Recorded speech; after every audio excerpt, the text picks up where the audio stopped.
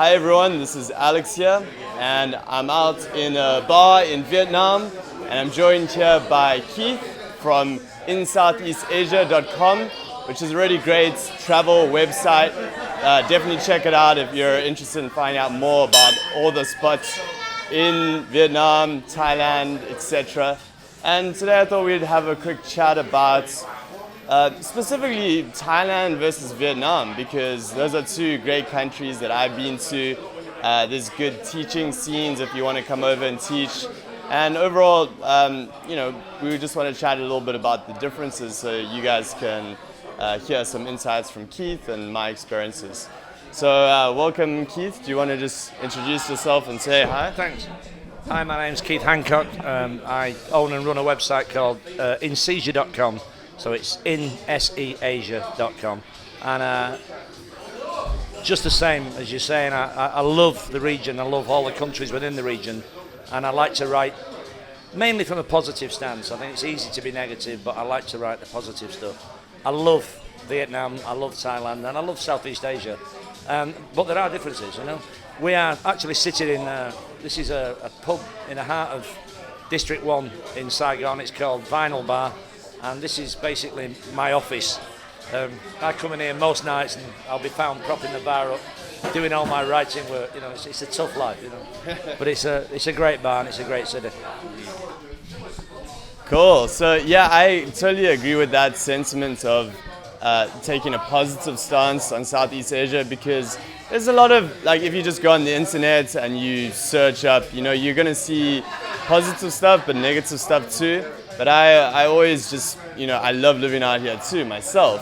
And, I've lived in South Korea, Vietnam, Thailand, and, I love it out here. It's like 2 years, and I'm sure, I know you've been here for a lot longer. Yeah. So, let's chat a little bit about, the reason I would like to chat about Vietnam and Thailand and maybe some of the differences is because I'm here helping people find teaching jobs in Vietnam and doing the same in Thailand.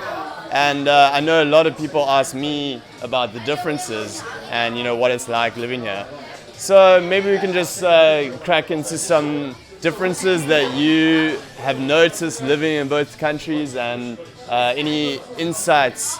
You can go broad or specific, and then we can go from there. Okay. From a teaching perspective, I think both countries are quite similar. The international schools in both countries are superb, and they offer a level of education that, quite frankly, is certainly better than the UK. It is. There's no question about that. But what you've also got is a kind of a subculture, loads of guys who come out here and they want to offer something to local people. So they want to teach them English skills, and some of them drift into it by accident, some of them come with an absolute pattern, and that's what they want to do. But there's a lot of guys out here teaching Vietnamese and Thai people to learn to speak English as a second language. It's a huge growth, and both countries are keen to learn.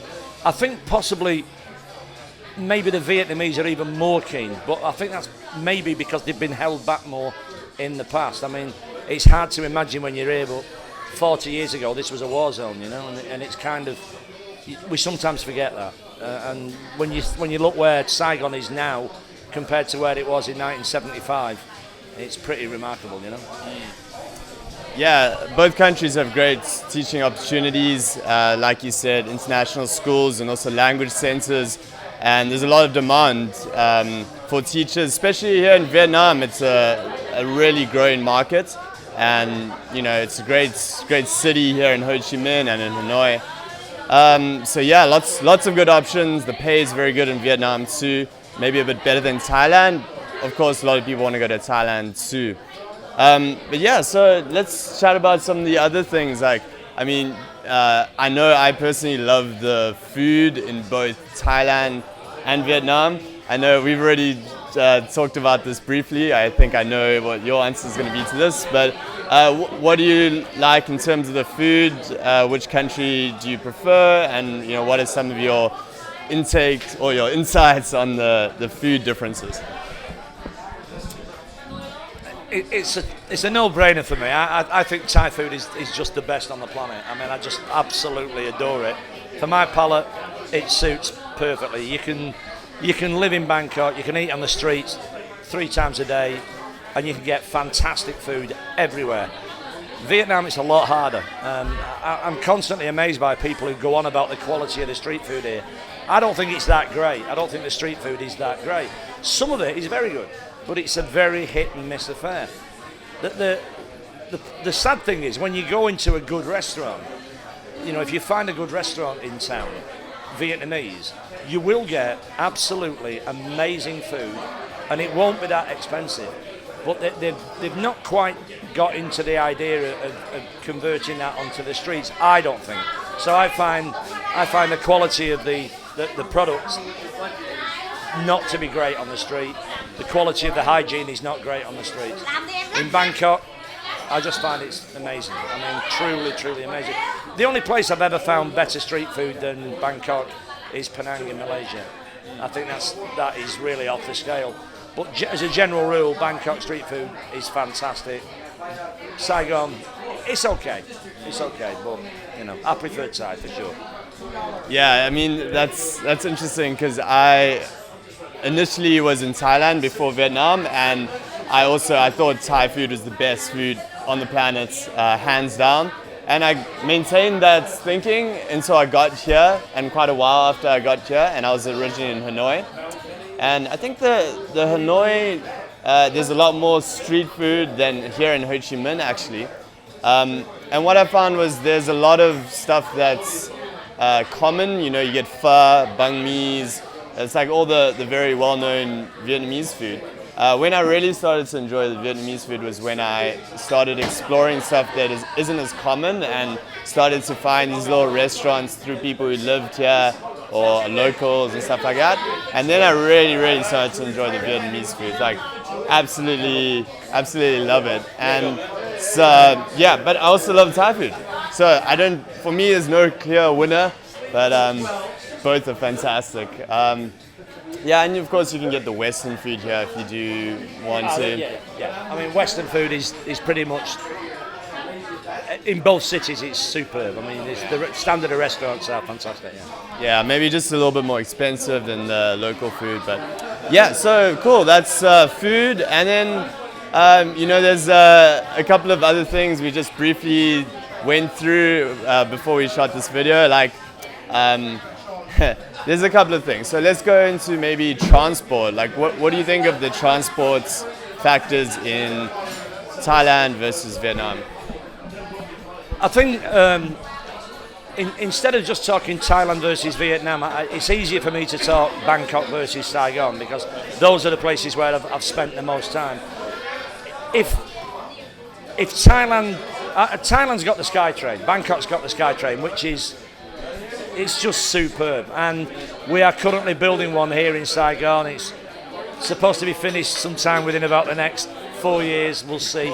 Hopefully it will get finished. Hopefully that will get concluded. So it is exciting, and I think it will be good. But Bangkok's already there. Taxis, it's a no-brainer. The Vietnamese taxis are 10 times better than Thailand taxis. You try and get a taxi in Bangkok, and there's a good chance that the guy will just not take you.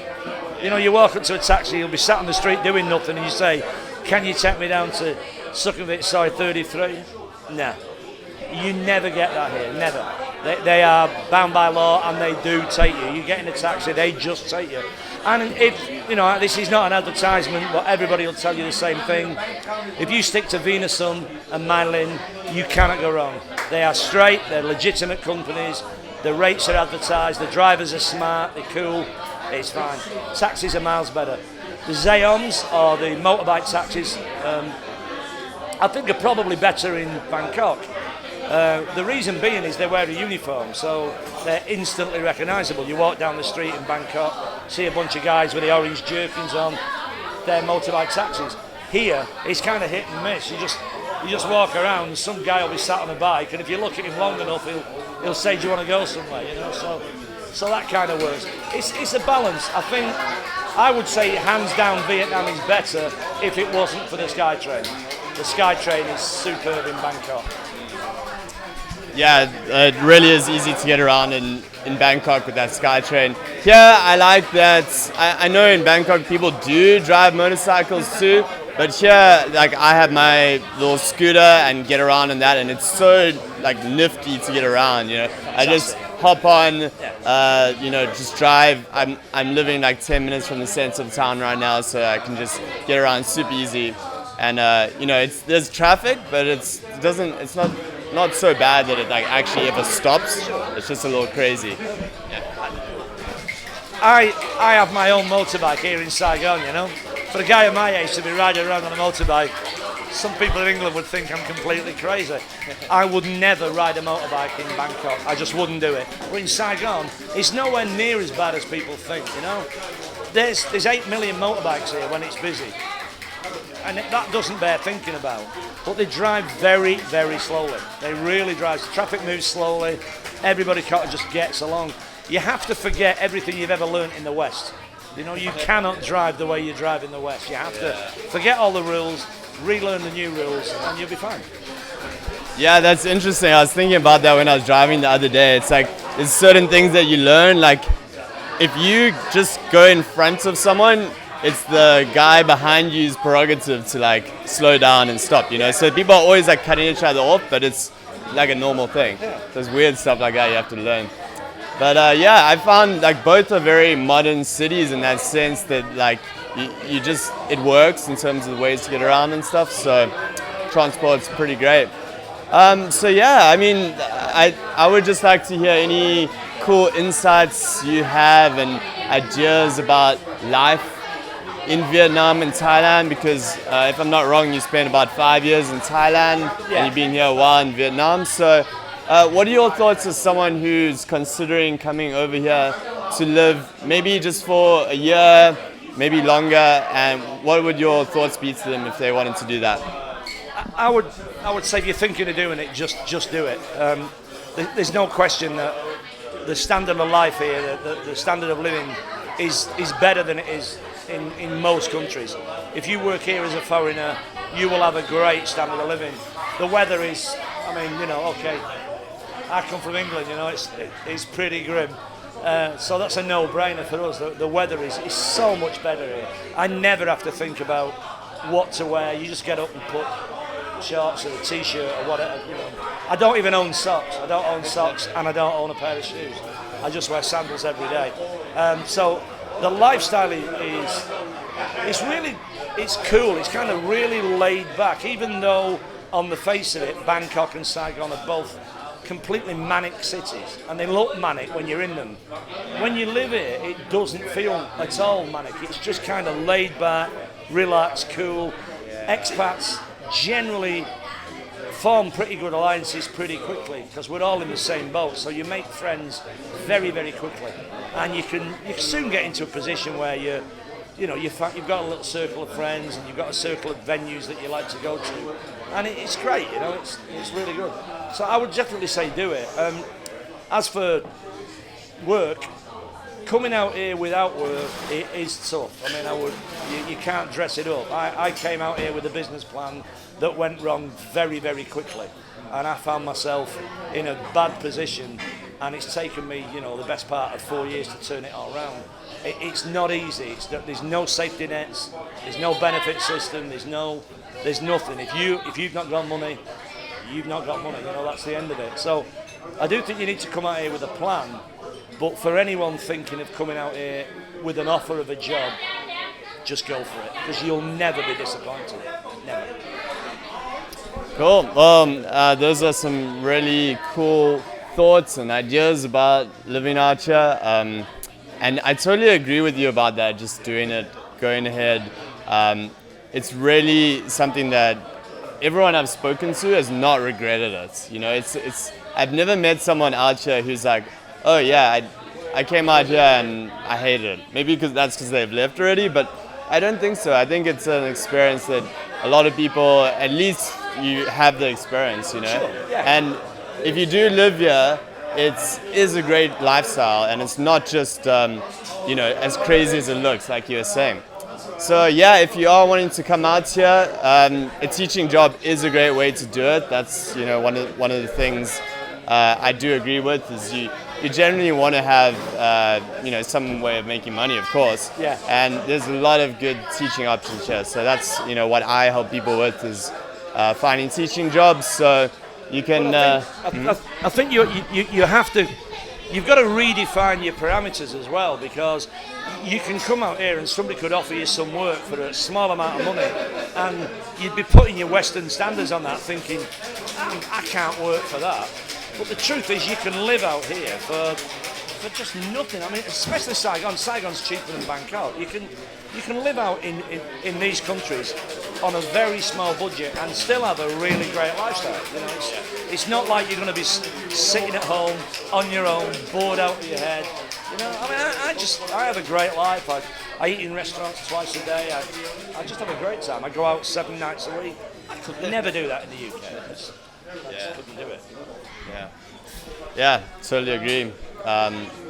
Absolutely awesome coming out here to live the kind of lifestyle that you maybe haven't experienced before and want to try something different. So yeah, thanks a lot, Keith. Cheers. Make sure to head over to in SE Asia. Yeah, in Seizure. In Seizure. Yeah. And check out his website. It's really great for it's like a complete guide to a lot of the countries in Southeast Asia. It's venues, places to go, things to do. So, and very nice and visual. I've checked out great articles with pictures and stuff like that.